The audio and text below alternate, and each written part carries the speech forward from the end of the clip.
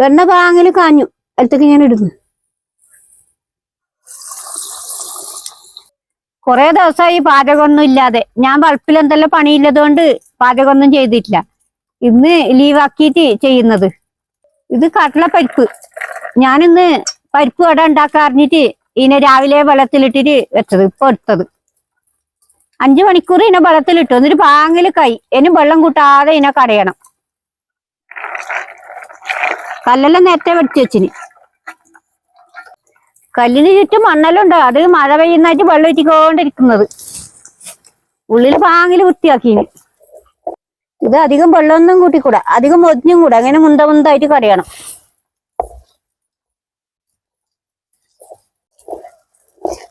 ഇത്രയും മൊതിയുണ്ട്. ഇനി ഭാഗത്തുനിന്ന് അധികം മൊഞ്ഞൂടാ.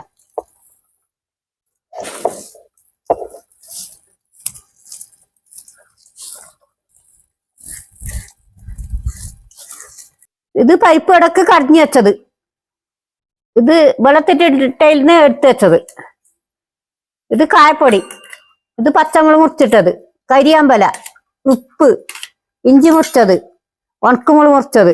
ഇത് നീരുള്ളി. പരിപ്പ് ഇടക്ക് വേണ്ട സാധനമെല്ലാം ഇടുന്നത്. ഇത് ഇഞ്ചി മുറിച്ചത്, ഇത് ഉണക്കമുളക് മുറിച്ചത്, ഇത് പച്ചമുളക് മുറിച്ചത്, ഇത് കരിയാമ്പല. ഇപ്പൊ ആവശ്യത്തിന് കായപ്പൊടി ആവശ്യത്തിന് മതി. പരിപ്പ് നേരത്തെ എടുത്തു വെച്ചത്.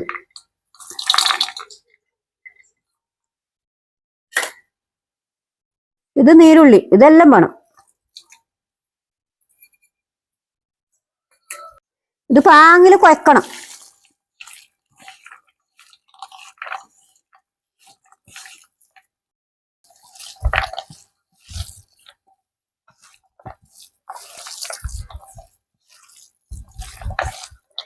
ഇത് പാങ്ങില് കുഴക്കണം, എന്നാലേ പരിപ്പുവട പാങ്ങാവും.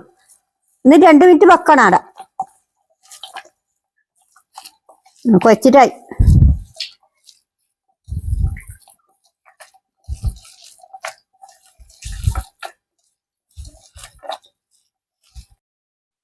പരിപ്പുവട ആക്കാൻ തുടങ്ങുന്ന ഞാൻ ഇങ്ങനെ ഉണ്ടാക്കിയിട്ട് ഇലയിൽ വെക്കണം. കൈയോടെ അമർക്കണം.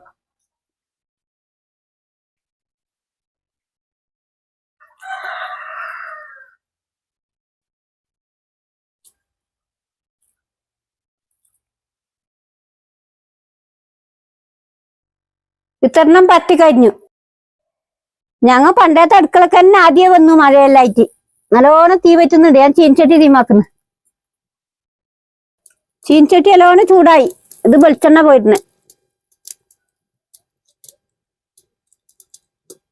ഇനി അധികം തീ പറ്റിക്കൂടാ, ഒരേ കണക്കിന് തന്നെ പറ്റണം.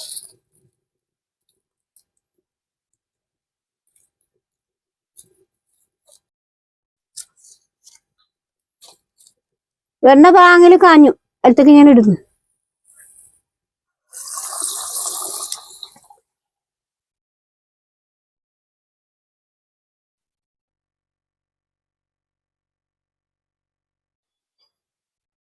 മറിച്ചിടുന്നു.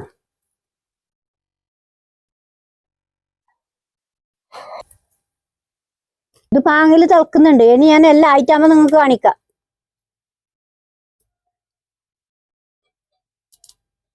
പരിപ്പുവട റെഡിയായി. നിങ്ങളും എപ്പോഴെങ്കിലും പരിപ്പുവട ഇങ്ങനെ ആക്കി നോക്കണം.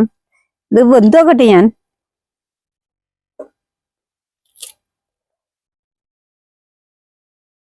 പാങ്ങില് വേഗം ചെയ്തിന്. പരിപ്പുവട ഞാൻ തിന്നു നോക്കുന്നു.